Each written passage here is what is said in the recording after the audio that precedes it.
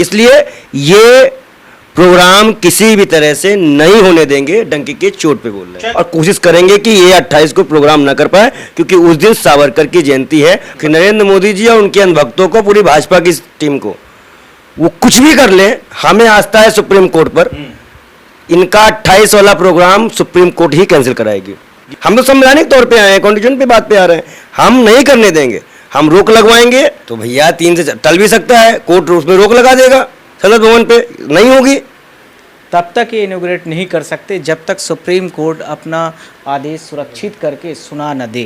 उनको उद्घाटन करने नहीं देंगे। तो आप प्रधानमंत्री को उद्घाटन करने नहीं देंगे? नहीं देंगे। कोर्ट से फैसला, हम कोर्ट से मांग करते हैं, उम्मीद रखें कोर्ट जल्दी फैसला दे। मंत्री को 28 तारीख को शपथ लेने ना दें, उससे पहले फैसला आ जाए। हम इतनी तेजी में है। क्या प्रेसिडेंट का भी पावर आप छीनना चाहते हो, तो ये एक वायलेशन है। प्रेसिडेंट के पावर्स को आप छीन नहीं सकते हो। देखिए, जिस बात का लगातार अनुमान लगाया जा रहा था कि कांग्रेस पार्टी के प्रवक्ता जो हैं वो लगातार ट्वीट करके उन्होंने जानकारी दी है कि आप जो है पीआईएल दाखिल करेंगे। किस बात का पीआईएल दाखिल है? सुप्रीम कोर्ट के एडवोकेट के पास पहुंच रहे हैं। संविधान मर चुका है और प्रधानमंत्री अपने आप को लोकतंत्र, लोकसभा सबका राजा समझ लिया है। राष्ट्रपति की गरिमा का अपमान हो रहा है और हम आदिवासी महिला और राष्ट्रपति के पद का सम्मान करते हुए। लेकिन आपने ट्वीट करके जानकारी दी है कि प्रधानमंत्री के खिलाफ आप जो जा रहे हैं, सुप्रीम कोर्ट पहुंच रहे हैं। क्यों? कोर्ट से ही आस्था है, कोर्ट ही जाएंगे। देखिए, नरेंद्र मिश्रा जी सुप्रीम कोर्ट के एडवोकेट इस वक्त ऑफिस में बैठे हुए हैं, लेकिन जिस बात का लगातार अनुमान लगाया जा रहा था ट्विटर के माध्यम से कि आईवाईसी के जो स्पोक्स पर्सन है वो लगातार सुप्रीम कोर्ट के एडवोकेट जो हैं नरेंद्र मिश्रा के टच में हैं। अब प्रधानमंत्री के खिलाफ आप पीआईएल दाखिल करने जा रहे हैं। बिल्कुल। वजह क्या है? वजह क्या है? वजह ये है कि जब संविधान के आर्टिकल का उल्लंघन हो रहा है, राष्ट्रपति जी के को इन्होंने न विश्वास में ना लेकर कोई काम किया। लोकसभा अध्यक्ष राष्ट्रपति से बड़ा नहीं है कि वो जो कह देगा तो प्रधानमंत्री कर देंगे। जब हम लोग केंद्र सरकार पढ़ते हैं, केंद्र सरकार में पहला नाम राष्ट्रपति का आता है, दूसरा नाम उपराष्ट्रपति का आता है, फिर प्रधानमंत्री का नाम आता है। तो राष्ट्रपति सर्वोच्च नागरिक है। जो इससे ज्यादा फर्क तो नहीं पड़ना चाहिए ना।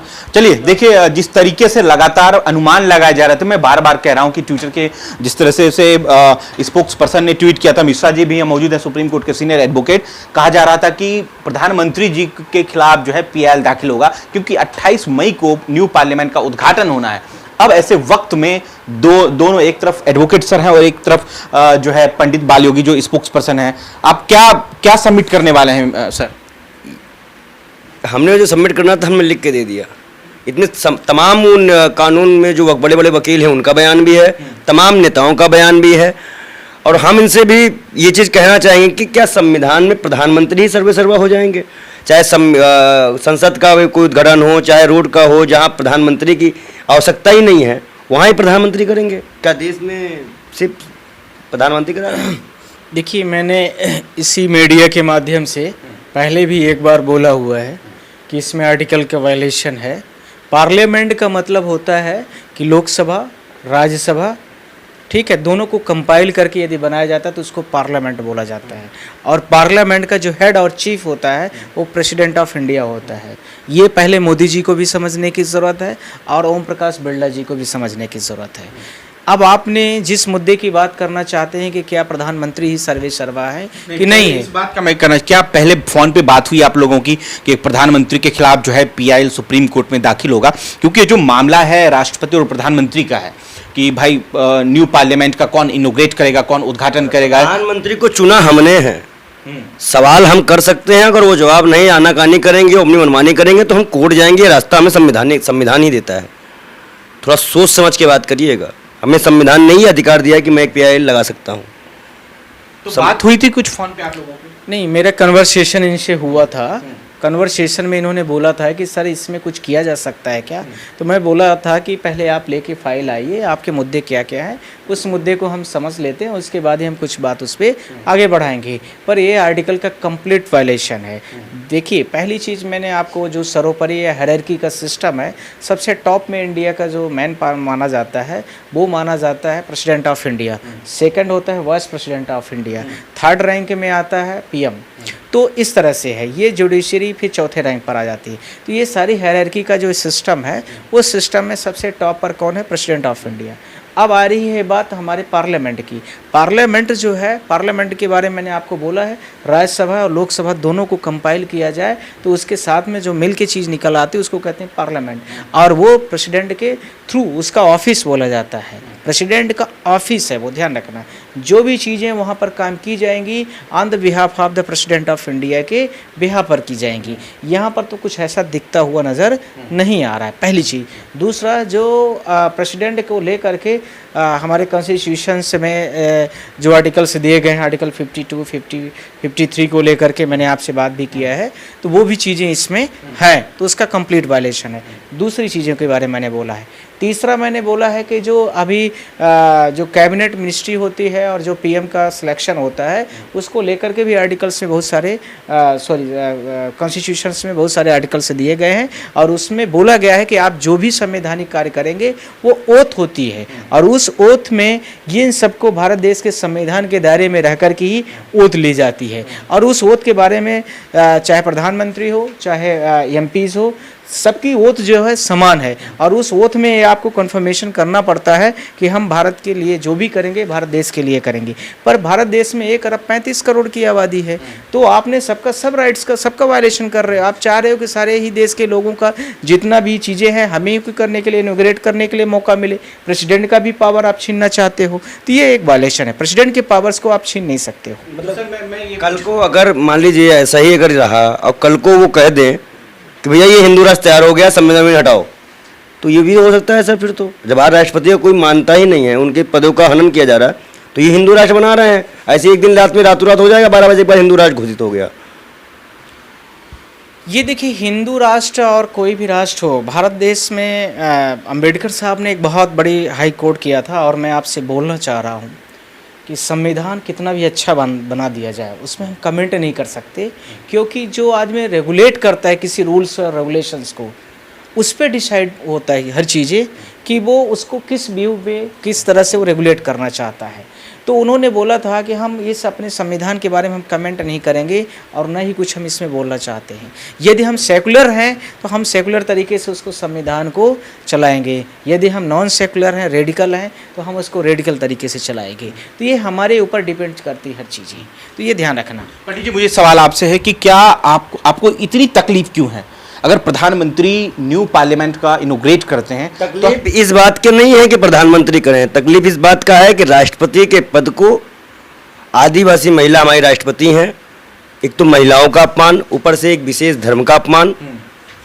ये कहीं ना कहीं बार बार ये दिखाता है कि आपको याद होगा कि उत्तर प्रदेश के विधानसभा में गंगा जल छिड़का गया था यादव के जाने के बाद। आप समझिए ये क्या दिखा रहा है। तो छोटी मोटी बातों को लेकर आप सुप्रीम कोर्ट पहुंच जाएंगे हर बात को लेकर? अच्छा, क्यों नहीं जा सकती? छोटी मोटी बात आपको लग रही है? प्रधानमंत्री के कार्य क्षेत्र में घुस रहे हैं, प्रधानमंत्री हनन कर रहे हैं उनकी कार्य शक्तियों का, तो क्यों नहीं बोलेंगे? हम पढ़े लिखे हैं, हम लक्ष्मीकांत पढ़े हो कि नहीं यूपीएससी में? हम तो किए हैं यूपीएससी। पहले नंबर पर राष्ट्रपति, फिर उपराष्ट्रपति, फिर प्रधानमंत्री आता है। हमने शक्तियां कल रात में बैठ के पढ़ी, मुझे मालूम चला कि ये तो इनके राइट में ही नहीं है। और क्या क्या बात हुई थी सर से फोन पे? देखिए, हमने सर से जब बात की, कोई भी चीजें अगर मान लीजिए इनके अधिकार में ही नहीं है और ये सीधे अधिकारों का वायलेंस कर रहे हैं, तो हम कहाँ जाएंगे? हम कोर्ट के पास ही जाएंगे। हम कोर्ट के पास आए हैं। राइट। इन्होंने इस बात को लेकर के वो बोला था कि राष्ट्रपति के पद का हनन है, और राष्ट्रपति के पद के हनन। दूसरा, इन्होंने बोला था कि एक आदिवासी महिला का जो है कैलेंडर से उसका हनन है। तीसरा, एक जाति विशेष का हनन है। तो इसको लेकर के इनके मन में बहुत सारी इच्छाएं थी, और इन्होंने हमसे इस चीज़ को डिस्कशन भी किया था। तो हमने इनको 4-5 बिंदुओं पर बात किया है, और इस बिंदुओं के आधार पर हम इसको इनके PILs को सुप्रीम कोर्ट में ले जाने के लिए इनकी अनुमति के आधार पर उसको कोशिश करें। पर एक चीज़ मैं कोट करना चाहता हूँ, भारत देश की जब ओथ होती है, किसी भी प्रेसिडेंट की हो, किसी भी प्राइम मिनिस्टर की हो, किसी भी MPs की हो, उसमें आर्टिकल्स में 99 आर्टिकल और आर्टिकल्स जो दिया है 124, 148, इसमें कन्फर्म लिखा हुआ है। आप सारे लोगों के सामने मैं बोलना चाह रहा हूँ। इसमें जस्ट थोड़ा सा आप लाइट को थोड़ा सा करना, इसमें लिखा form the oath of office of the minister for the union. किसी भी केंद्र शासित केंद्र के मतलब जो भी कैबिनेट मिनिस्टर और मिनिस्टर्स के लिए है, आई सो एंड शो, मतलब जो मेरा नाम है, do swear the name of the God solemnize a form. ठीक है, that I will be bear true faith and allegiance to the constitution of India. Constitution of the India, मैं बार बार coat कर रहा हूँ, कॉन्स्टिट्यूशन ऑफ द इंडिया, इसने आपको पद दिया है, ध्यान रखना, आपको किसी ने और पद बना के नहीं दिया है, constitution of India. That I will faithfully and consistently discharge my duties as minister for the union and that, मैं आपको फेथफुली आपका पूरा देश के संविधान को सर्वोपरि मान करके काम करूंगा, किसी हम रेस किसी जाति विशेष को लेकर के बात नहीं करूंगा, but there is the violation for any specific race. वो कौन है? वो एक भीमन का, ये एक मतलब देश की महाराष्ट्रपति जो हमारी महामहिम है उनका, दूसरा एक महिला का, तीसरा आपने जो बोला है, इन तीनों चीज़ों का वायलेशन हो रहा है। फिर इसमें आगे बोला जा रहा है, I will do right to all manner of the people, I will do right all manner of the people accordingly with the constitution and the law। इसका मतलब जितनी भी चीज़ें नियम कानून दी गए हैं हम उसके अनुसार कार्य करेंगे, पर यहाँ पर तो ऐसा कुछ नहीं दिख रहा है। आपकी ओथ में जो लिखा गया है, यदि आप उन 4-5 लाइनों को भी पढ़ लें तो उसमें भी आप मतलब कहीं ना कहीं इनकरेक्ट पाए जा रहे हैं। यानी जो अभी पिटिशनर बात कर रहे हैं कृष्णपाल योगी जी, उनकी बातों में हमें बहुत ज़्यादा यथार्थता लग रही है और बहुत ज़्यादा सच्चाई भी लग रही है कि ये अपने ओथ को, जो ओथ दी जाती है, ओथ को पढ़ें, कंफर्म करें उसको। तो आप इस मैटर को सुप्रीम कोर्ट ले जाएंगे?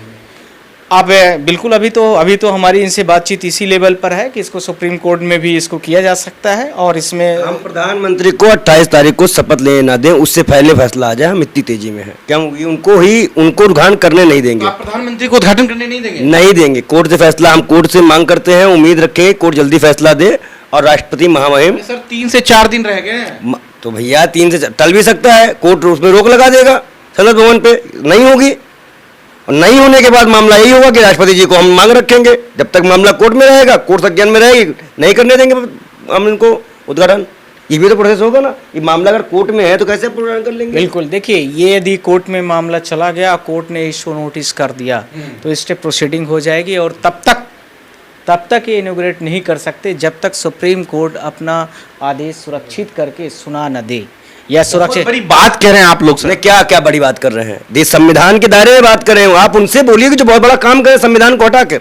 हम तो संवैधानिक तौर पे आए हैं, कॉन्स्टिट्यूशन पे बात पे आ रहे हैं, हम नहीं करने देंगे, हम रोक लगवाएंगे।